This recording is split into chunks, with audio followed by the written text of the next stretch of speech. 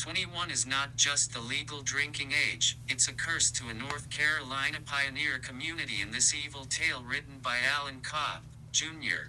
The year was 1799, just 21 years after the signing of the Declaration of Independence. The young country was forming and spreading to new frontiers. The western mountains of North Carolina were one of these frontiers. A land where settlers were just beginning to seek the promises for tomorrow. A land of lush green meadows and majestic mountains. A young family moved there from the town of Culpeper, Virginia, to settle land that was deeded to their ancestors for service in the Revolutionary War.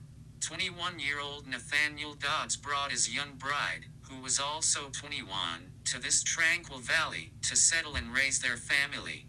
The land was at the extreme western edge of the state of North Carolina.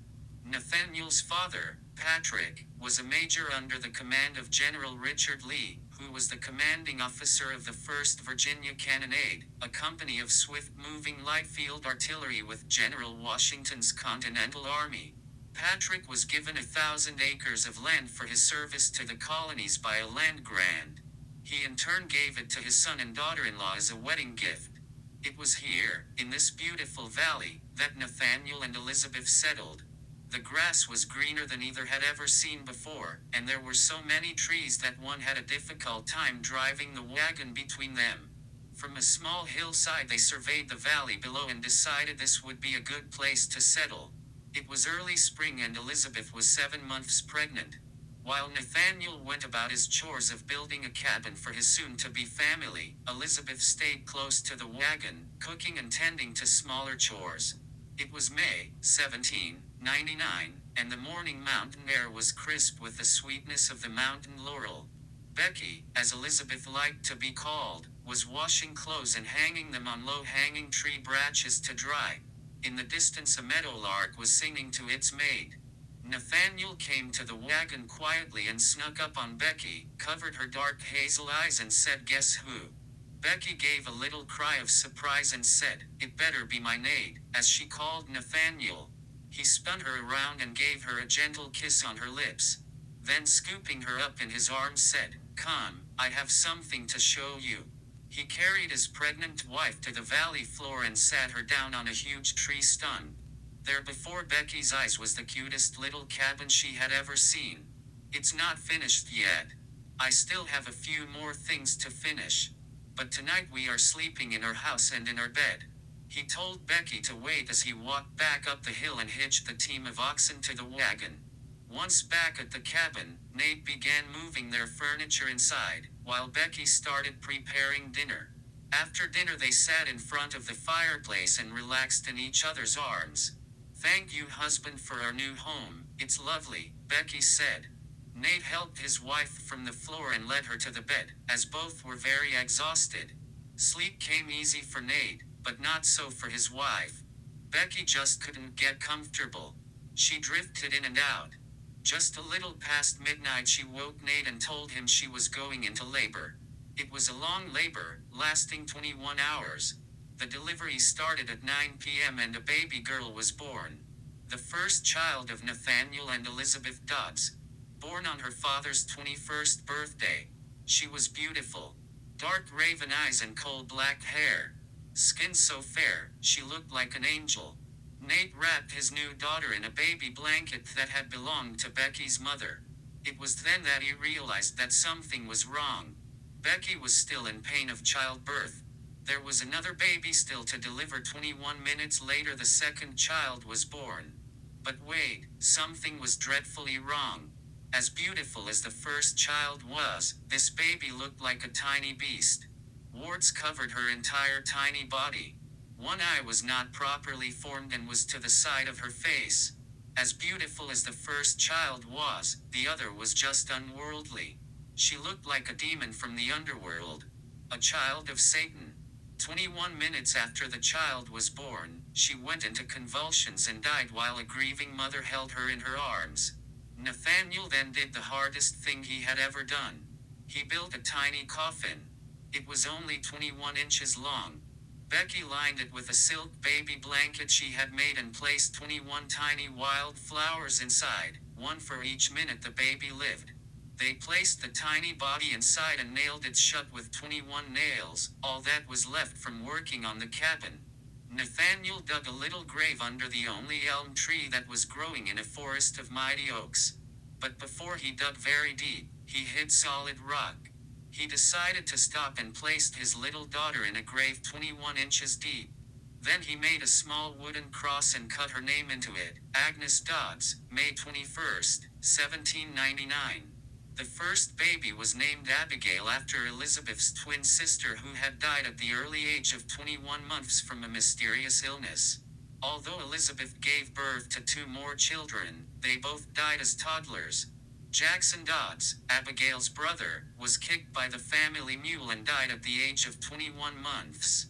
Abigail's little sister Susanna also died at the age of 21 months from an unexplained illness. Losing 2 babies was more than Elizabeth could cope with. She went into hiding, seeing no one. She shut out her husband and daughter from her life. Elizabeth Dodds died 21 months later. Abigail grew up with her father, moving to a new town called White Oak Flats, in eastern Tennessee.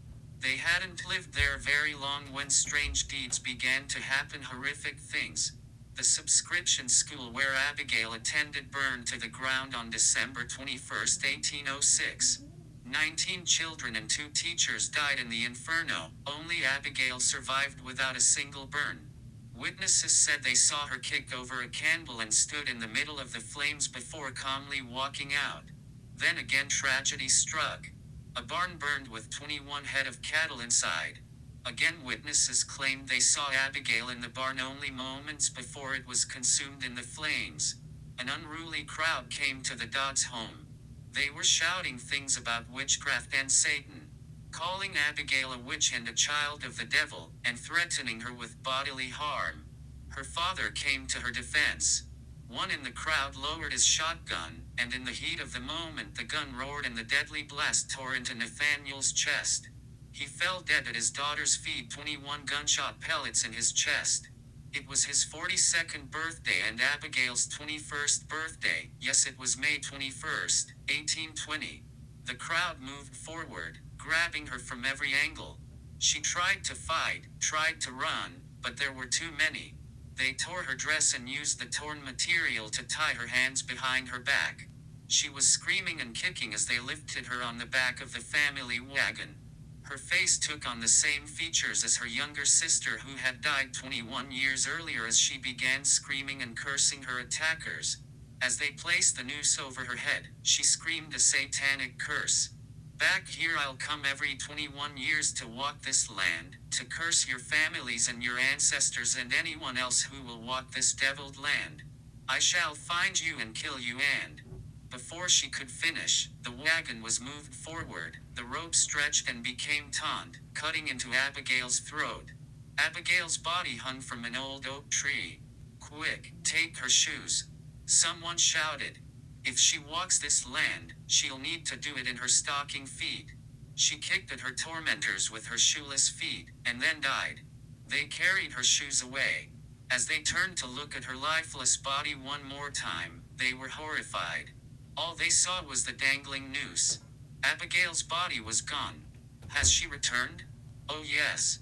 The mountain people of White Oak Flats, now Gatlinburg, TN have reported several sightings of a woman figure about 21 years old, dressed in a tattered dress with no shoes, only in stocking feet.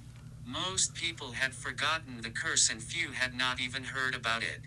But in late May of 1841, 21 years after the hanging of Abigail Dodds, a group of settlers were coming through the mountains from North Carolina to settle in this land of new hopes and dreams, when their wagons were crushed by several huge rolling logs. There were 20 people that were buried beneath the debris. Only 2 people survived the tragedy. A young girl 21 years old and her 84-year-old blind grandmother. The grandmother died the next morning, leaving Lucy Stallings the only survivor. The death toll now was 21. This was the first reported incident since the hanging. When the accident scene was surveyed the next afternoon, a frightful occurrence was discovered. It seems the logs had been stored flat, not stacked, on level ground, and even more amazing, they rolled uphill. From the young woman's own description, the logs came at us faster than lightning, we never had a chance to run. Then she told of seeing a woman in a tattered dress with no shoes standing in the dust of the rolling logs. Now the rumors started again about the curse of Abigail Dodds. Still only a few people living in the valley could really remember anything of the details as how the curse came to be. But Emma Lansford could. She was 63 years old, had been 42 when her daddy killed Nathaniel Dodds back on that fateful night in 1820. Emma was in love with Nathaniel and they were planning on a June wedding. A wedding that Henry Lansford didn't approve. Emma never forgave her father. The townspeople started questioning who Lucy saw. Was it Abigail Dodds? Many thought it was and began to spread the story throughout the region. The curse of 21, as it became known, had claimed its first revenge. Strange things have been reported every 21 years. Some too terrifying to talk about in this story, but happen they did.